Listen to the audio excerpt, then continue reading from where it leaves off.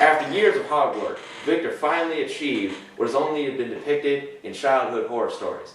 He brought the dead back to life, so to speak, however. As soon as he saw his creation, he ran away in disgust, then left it on its own without a second thought, nursing his own health back from a mental breakdown. This now has led to deep-seated issues between both of them towards each other and to themselves. I feverishly studied, isolating myself, until that wretched day whereupon the demon was created. If with but one glance into his dull yellow eyes, I was disgusted and hoped to never encounter it again. However, when I was traveling through the mountains, he refused to let me continue on my way, and tried to converse with me. But his hideousness blinded my coherency. That awful wretch should not inhabit this earth, and although I created it, he is no longer my responsibility to care for. I refuse to be the guardian, father, that he wants me to be.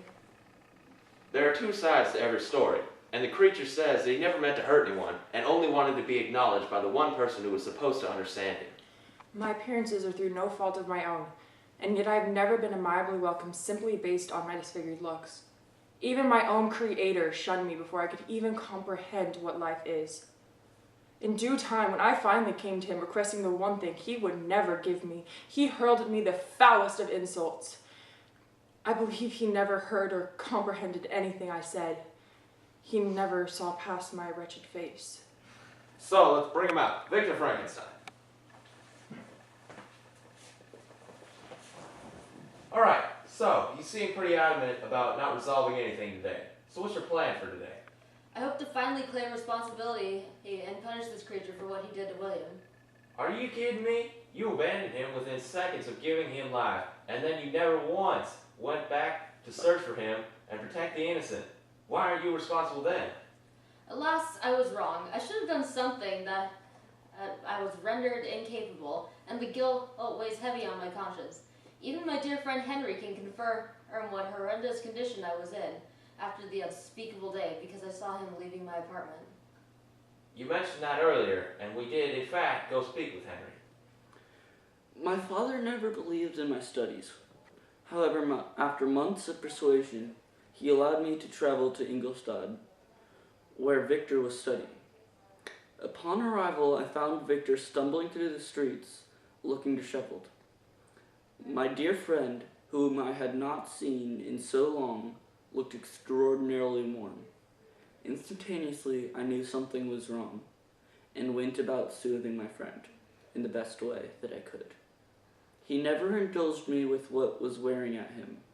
However, his aversion to science, something he previously held so dear, gave me a little insight. I continued to nurse him back to health, letting him study language with me, which was obviously a lighter subject for him. Finally, come spring, he was well enough to enjoy nature again, and was doing well until he received a letter about the death of his brother William, which resulted in his immediate departure. Well, Henry seems like a really nice and caring person. The kindest for his soul that has ever lived. He'll be my closest friend for life. And yet, you never told your best friend about your creature. What is up with that? It was too great a burden to place on my friend. I cared too much for his sanity, and I doubted he could believe such an absurdity. Such an accomplishment and his reanimating of a being has never occurred on this earth. So even though you hate this thing, this creature, so much, and yet you still consider the creation an accomplishment. I will not deny the many hours of hard work that were forged into the creation of this wretch. I do regret every minute I slaved towards this horrendous goal, but I was blinded by discovery and the science of natural philosophy. Well, we are aware of the many months you dedicated to this creature. In fact, you did not contact anyone in your family for 2 years.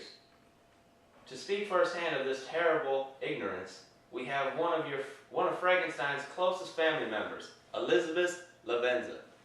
When Victor left for Ingolstadt, I assumed that he would write frequently and return quickly after his departure. However, I never heard word from Victor until 2 years later, whereupon he responded through mail. I then had assumed all was well, and it was just his studies that so thoroughly consumed him. Unfortunately, though, William passed away shortly after Victor's first correspondence, and he finally returned home. Upon his arrival, he seemed so different than the person whom I had grown up with. He was easily riled and very distant. I don't know what changed with Victor when he was studying in Ingolstadt, but I know that the damage is irreversible. Interesting. Well, after the commercial break, we're finally going to get to meet this infamous creature.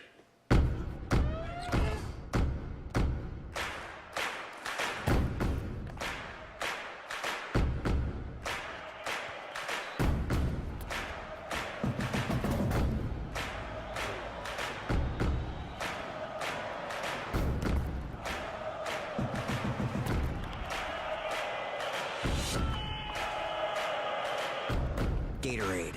That's G. And we're back with the creature.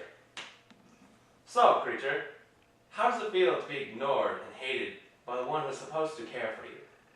All I have ever wanted is recognition and identification from my creator. I used to want love, but I understand now that I will never receive that. I now realize people will never love me, but my creator gave me these passions and emotions that shan't be reciprocated. Did you learn this when your protectors, the DeLacy's, never returned your affection?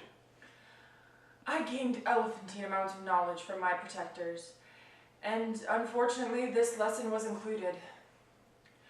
I did attempt to approach DeLacy, and he was kind to me, for his side couldn't behold me.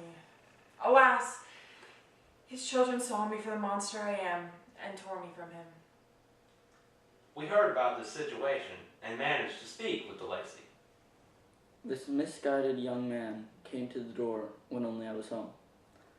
Other than a rough tone to his voice, he seemed normal.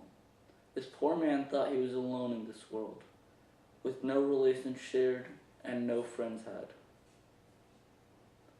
I lamented that you could deter prejudice with a proven pure heart. However, when my family rushed in and tore him from my presence, I knew even the purest heart couldn't save him. And now the burning question is entered. Why did you kill William? I did it out of rage and the need for revenge.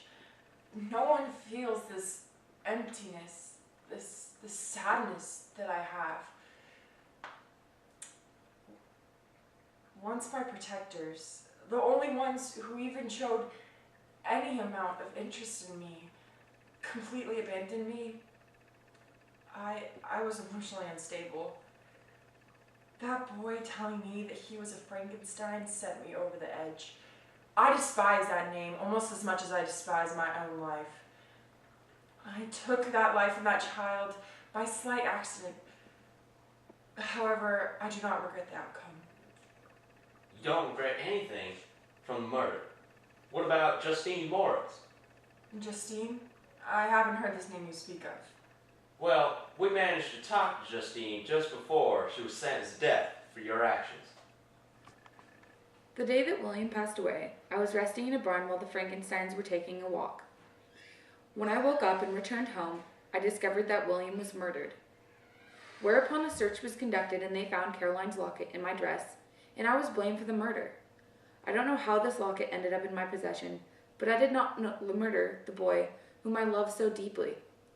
I don't know what kind of monster would allow me to be convicted of such a heavy crime with such a clear conscience. Speaking of responsibility, here is the most irresponsible man in the world, back to talk with his creature. Don't associate me with that fiend.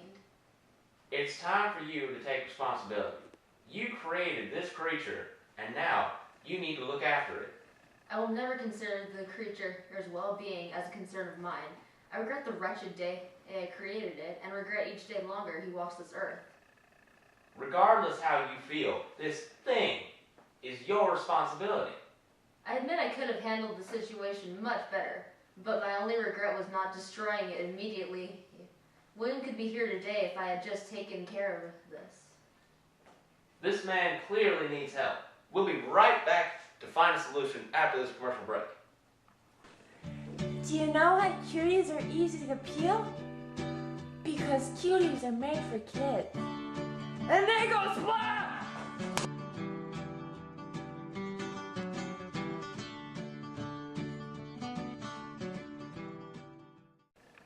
And we're back. And now, we're back with the infamous Dr. Frankenstein and the creature he created. Now, creature, what was it like to be abandoned in the twilight moments of your life? I cannot do that. I cannot fathom how someone could do that to a person, especially one that they had created. He left me in a childlike state, and I know not how I survived through those first months until I met the DeLacy's and discovered language. But now here I am, a wretched monster, a murderer, which I blame Victor for. I should never have created you. That is through no fault of my own. You cannot blame me for what your prior choices, yet you refuse to give me any compensation for what burdens you bestowed upon me. You refuse to accept me, and you also will not create me a companion. I cannot give you what you want. Clearly, there is nothing I can do to persuade you to see my perspective. You will never see me again. Well, I guess that concludes this show, and unfortunately, we could not help to resolve their problem. However, if you have difficulty with your parents because of prior abandonment issues, or your parent is struggling with the responsibility of raising a child, take note of this scenario here and the mistakes they have made so that you don't make them yourself.